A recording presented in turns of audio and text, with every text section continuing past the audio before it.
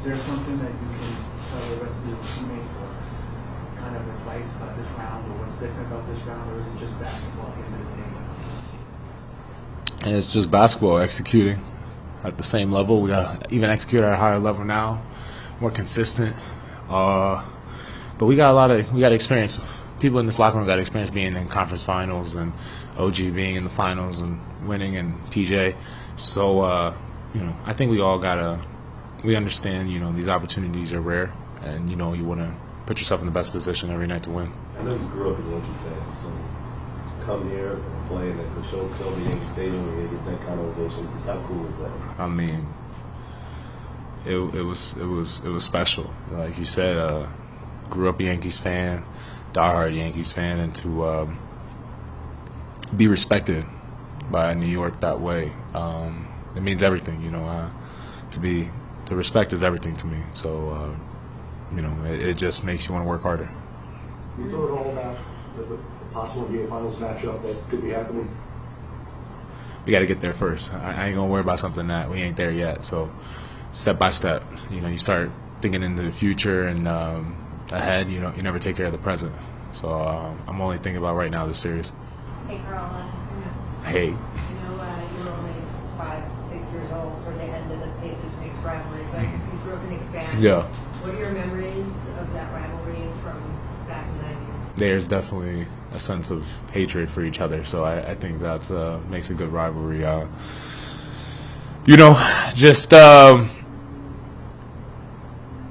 That they have a history of finding a way to end each other's season. So it's up to us now to add our names into history and see what we could do. Do you remember like your dad kind of make a big deal about hating Pacers or anything like that? I just know the atmosphere that New York had around for Reggie Miller, so I will remember that. To follow up on that, I mean, Jalen and Josh have talked a lot about how last year has just left such a bad taste in their mouth. How much is that resonating and carrying over to the face-to-face again? I mean, just for me, I think I haven't been actually, I wasn't with them last year to have that kind of moment. Their emotions, like to help. Yeah, I mean, but for me, it's my emotions more as I got to the Western Conference Finals last year, and we didn't make it past that. We lost. So, kind of being in this position again in the conference finals, you want to take that next step. You want to be able to get to the next round, and do better than what last year was. It's about always getting better every year. What's the key for you guys to try to control the pace of this series and not let them, kind of run wild?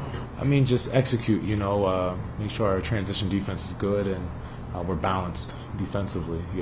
Like you said, they're going to push the pace. We have to be smart, intelligent defenders, as well as we got to work harder than them when they're pushing the pace like that. Right now that you've been around Jalen for a whole season, he has this very unbothered demeanor when games get close and late. Just always seems to kind of maintain the same mannerisms, same mentality. Does that have an effect on the rest of the team? Like, if so, what is that effect? I mean, it's great when you have someone who has a calming demeanor like that. Especially in those moments you talked about. JB's won the Clutch Player of the Year for a reason.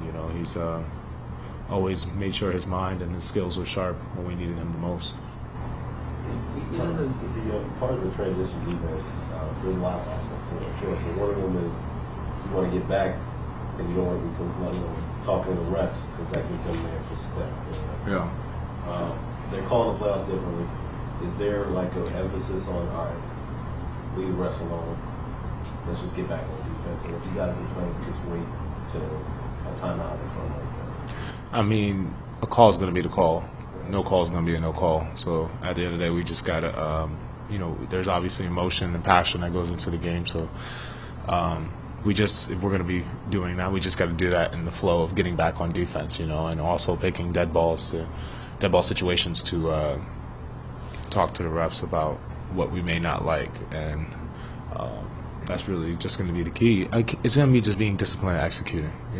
That's going to be it's been the situation that has propelled us into this position, the first two series, and it's going to be the same thing that will propel us through this situation. Even if you guys You're 7 or 8 wins, or come from behind in the fourth. Obviously, you're down big for the Celtics and a lot of distance series now. What does that do for your team when you have so many these crazy wins? I mean, it gives us confidence no matter what are the game's at, the ebbs and flows of the game or a series. We feel we have a good chance to win. I think we've shown the fans that. But also, it shows that, that we haven't played 48 minutes of great basketball. I thought that the last game, again, in the Boston series, we finally looked like a team that got closer to playing all 48 minutes. We got to find a way to accomplish that every game now. This is the time to be at our best, and we need to be at our best. Your numbers against them were pretty sensational in the regular season, and 2 of the games were like in the first couple weeks of the season. We're probably still sort of getting used to playing. Like what works for you against them, and do you think even maybe they haven't seen the best of how you feel playing with the Knicks? Just doing whatever it takes to win, and I was just in positions where I was able to be aggressive and score the ball, and I just took the opportunities the defense gave me, and it was my teammates that got me set up and got me in a position to be able to do that. So I'm just worried about winning. I'm not worried about any of the stats or anything. As long as we can continue to find ways to put one up for the city, then that's all that really matters. It's about getting wins at this point. You mentioned that moment at Yankee Stadium. And, you and Mikel obviously accomplished a lot for your company, but what you did in the postseason, it seems like you thought about differently. Do you guys feel that at all, that one, doing something in the playoffs with the Knicks treats you differently in New York, but also in your locker room, that guys maybe see Mikel do what he did, some of those late defensive plays, and maybe confidence and trust grows among you guys, proving yourselves? I think you got a 2-part question. I think the first part, I see. That's a vet move right there, sadly. The first part, anytime you could do something special here in the city in New York, obviously it's magnified by 5, and to find success here in New York is something that is not for everyone, and it's something that's extremely difficult to do. And for us to be in this position, shows that we stepped up to the challenge, and we're also at the benefit of having amazing teammates and a support system, both of us. So shout out to the guys in the locker room, and shout out to our families and our support systems for helping us get to this point. Still more work to do, but it's like you said, it's sometimes good to take a step back and appreciate where you're at and where you came from, and also understand where you still have to go. To answer the second part, everyone in this locker room already knew how special Mikel was. Maybe people on the outside were late to notice, but our locker room knew who Mikel Bridges was and how important he was to our team. So it's not a shock to any of us that he's gotten some of the biggest stops, I would say, in Knicks history, at the most perfect times, and he's shown his worth. So like I said, for the people on the outside that we're late to the Mikel Bridges fan club, we've already been there. Karl, you were super physical in the post during Game 6. Had a lot of success with that. In those moments when you're really succeeding, getting down low, getting low post positioning, what do you feel like is working for you as well in those moments? I just want to maximize the opportunities I get, and Game 6, I was fortunate to be in positions where I could capitalize on the defense, and I just wanted to make sure I made shout out ESPN.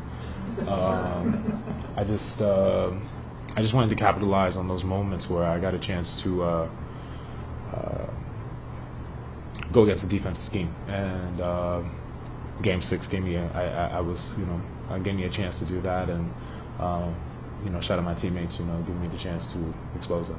Is it just like when you say go with the scheme? Is it like you're reading the double that did really well, or is it communication from other guys?